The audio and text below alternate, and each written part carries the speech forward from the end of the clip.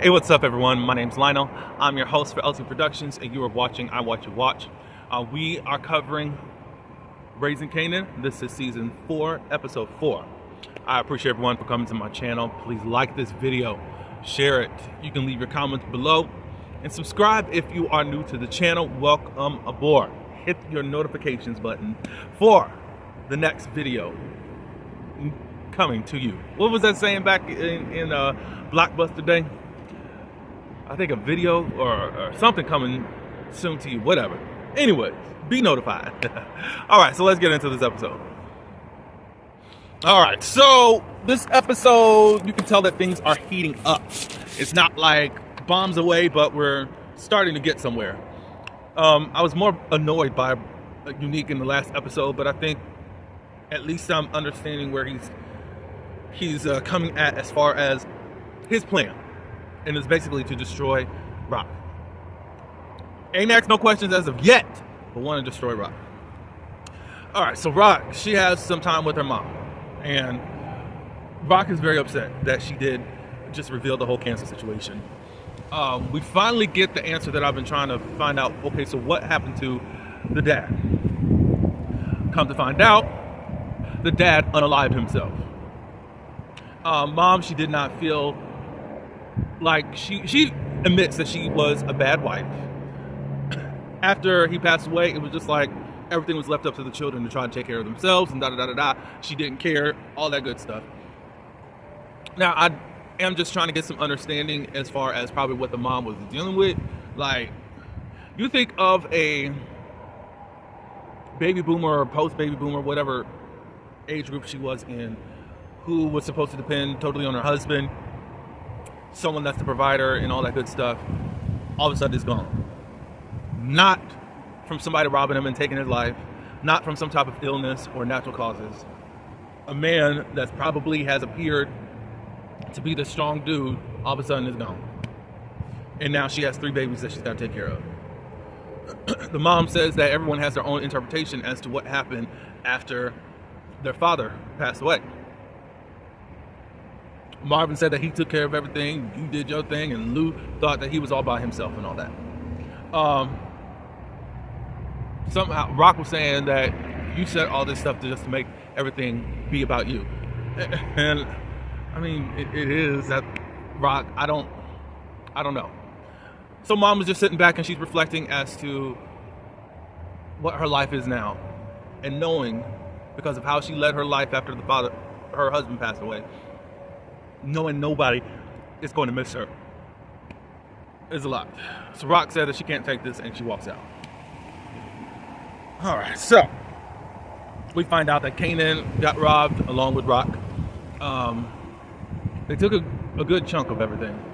Crystal tries to comfort him and said, look, at least they just robbed you and you're over here in these apartments because it could have turned out a different way if you were actually here. Anyways, at the new apartment, Juke is coming over. And Crystal, before Juke comes in, she's like, you know she hates me. And Kanan said it's going to be all right. Kanan and Juke were supposed to hang out together, but it was a ploy for Crystal and Juke to talk things out and to get to know each other better and to smooth things over. So Kanan leaves, even though Juke is upset about that. They talk for a few minutes. Crystal says, you know, I know that we got off to a bad start and I did treat you horribly. Juke says, well, you got me jumped by some of your homeboys or homegirls or whoever, your homies. And she said, well, you handled yourself well, but kind of making light of the whole situation. But she did end up apologizing and said, hey, look, Kanan loves you, and I believe even more than me, than myself. I'm going to be around, and you're going to be around. So I think that we have to at least make an attempt to get on better terms. She talked about what was influencing her to act that way or treat her the way while she was in Butter.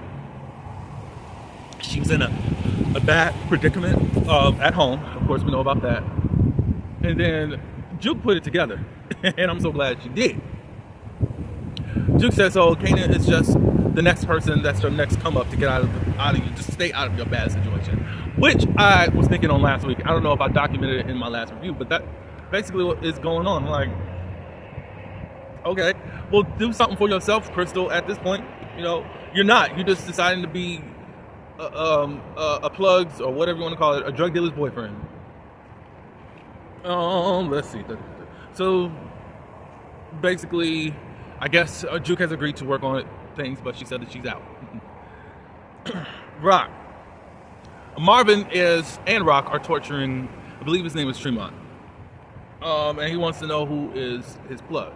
That looks like, is his name Bibby Banks from Gringley? You remember him? At least Banks, that dude, his last name. At the studio, the rapper is putting down some beats and some lyrics, and this new girl comes in, Amani, and she introduces herself to Lou, and she wants to be basically A&R for the rapper. I gotta remember his name. Somebody please tell me in the comments below. Lou's not really feeling it because he's like, I'm doing this, so why are you here? When she leaves, the other producer said, look, Amani, I've heard of her, and she has a big name out there. She could do good things. Lou's still not convinced about that. Later on, we'll talk about that. So Kanan goes and visits Pop and Smoke, and the police are coming out from some type of meeting with him. And Kanan was like, dang, you F with everybody. And Smoke said, I F with them so that they don't F with me. Blah, blah, blah, blah. So he turns in his payment to them, and Pop says, you're a little bit light. And he said, yeah, I had a situation and got robbed and all that good stuff. Pop said, you don't keep reserves? And he didn't know what that was. Basically some backup if something does happen. They said, look, it don't matter what happens in any situation, I'm never coming up short. Basically, you need to have what you need to have when you come to me.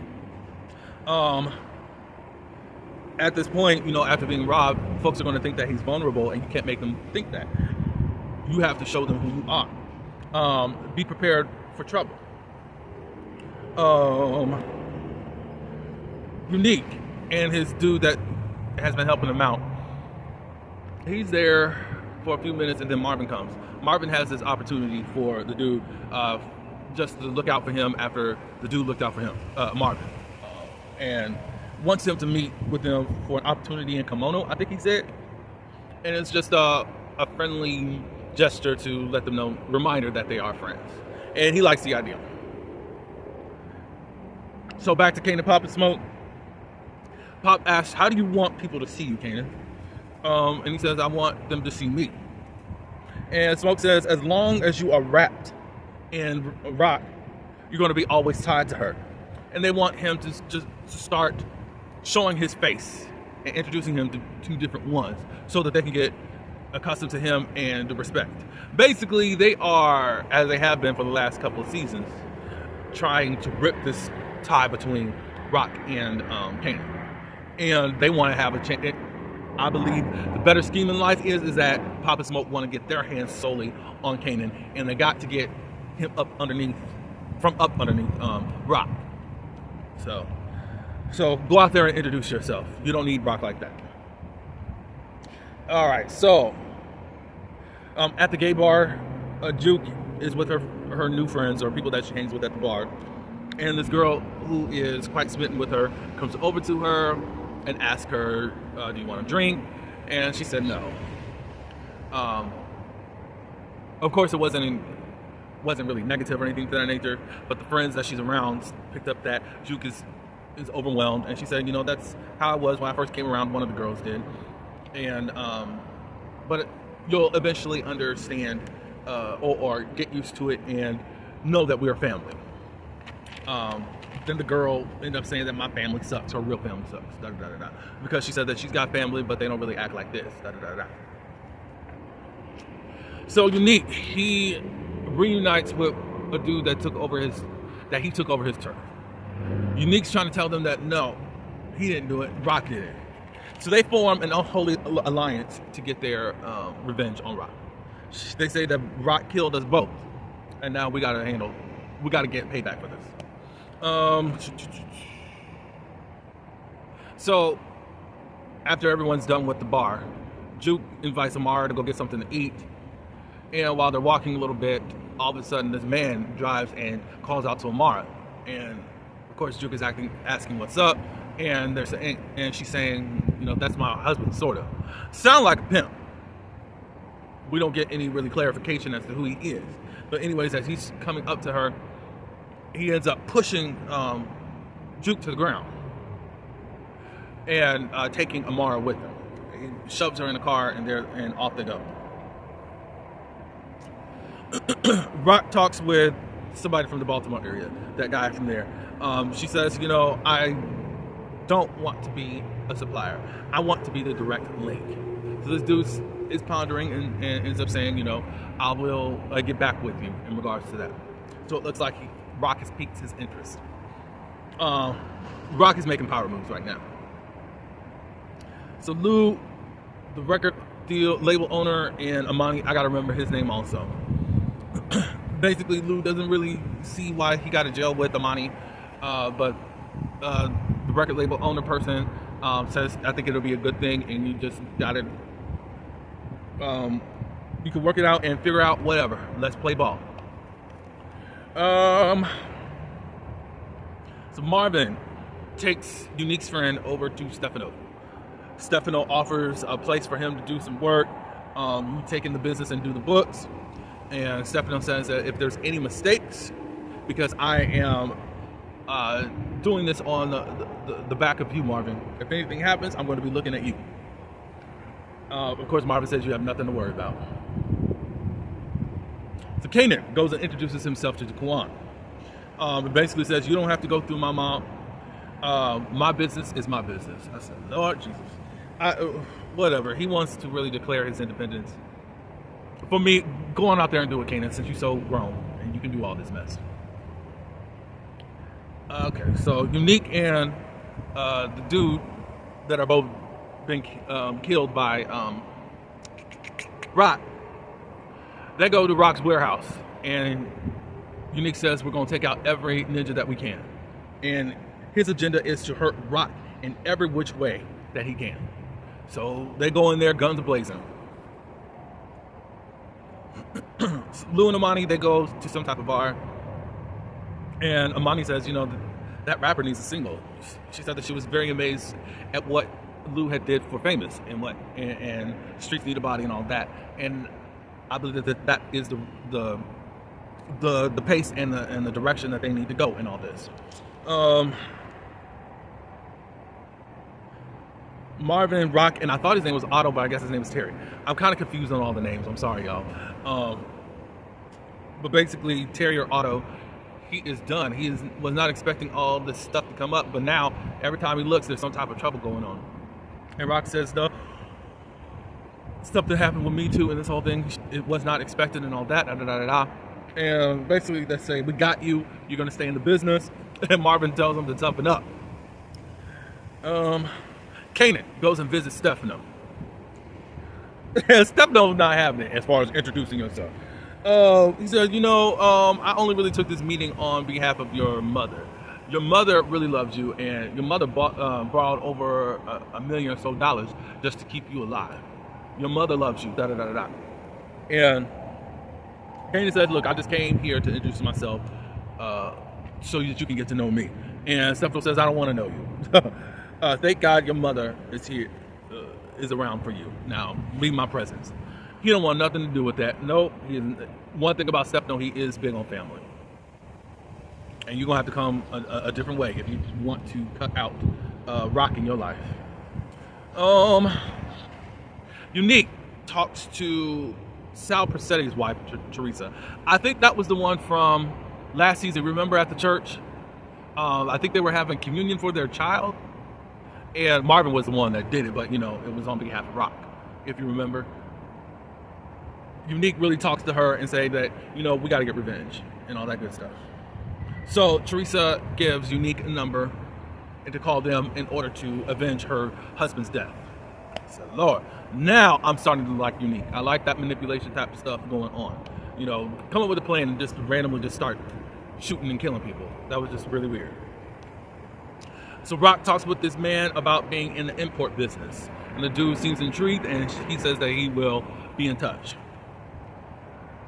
So back at Lou's place, the rapper is announcing different things like, I'm gonna go take a shower and all that. And Lou's like, you don't have to say nothing to me, just go do what you gotta do. He's annoyed and he wants him out of the house. And Kanan's like, oh, y'all staying together? Kind of implying that possibly they got something going on, but they know they ain't got nothing. He knows and all that good stuff. So he said, I've been wanting to leave, but he says that anytime that he stays alone, he gets in trouble, and I can't really have that right now. So they end up talking about fame. Nobody knows where he is. Lou said that he talked to his sister, and it looks like they're really scared. Kanan has a different feeling or different thoughts about Famous, and he feels like Famous is talking. Basically, he didn't say it, but you can tell that that's where he's at. But Lou was like, I think his mom is just scared because she even went to the police to try to find her son or whatever. He said, look, I'm probably going to have to concentrate on that because of the thoughts that I have in my mind as to what he has doing or done. Brock is back at home, and the detectives come to tell her about Andre Barnes, the lawyer, that he is unalived. Brock gets defensive and says, look, I have nothing to do with it. And they said that she's not a suspect. We know that you met up with him. Do you know if he was going to be meeting with someone else after you? And she said, no, blah, blah, blah, blah. They said, we know you went out to dinner, so do you know anything else? And she said, no, we just talked shop, blah, blah, blah, blah. And then she just said, but that's it. That's it, if that's for all the questions that you got, blah, blah, blah, blah. So Juke ended up showing the bruises that she got from being shoved by Amara's husband. Marvin decided to go handle things. He was going to take his pistol with him. Juke says, please leave it here and just handle things, because he said that he wasn't going to do anything with the gun. He was just going, but it was just a way to make sure that nothing does happen, blah, blah, blah, blah. So Marvin goes in, they start fighting and tussling, and it looks like the dude is down, and he says, leave that woman alone or I'll be back. As Marvin's about to walk out the door, the dude grabbed the knife, and then they start tussling again, and he starts a little slicing, and he got a little bit in control and got Marvin to the floor, and he was about to plunge that knife into his body. And then all of a sudden Juke comes in, and I think this is the first time that Juke has ever done anything like that, and by the ending of the scene, she was kind of excited for that. I don't know if this has awakened something in her, but we shall see. But yeah, that was the episode. I was a lot more excited with this episode than probably last week's. And we know that there is a slow burn for this show, at least. But y'all can tell me your thoughts on situations. Y'all give me the names of these folks because I can't remember the ones that I did ask. But like, share this video, and leave your comments. And until the next one, peace.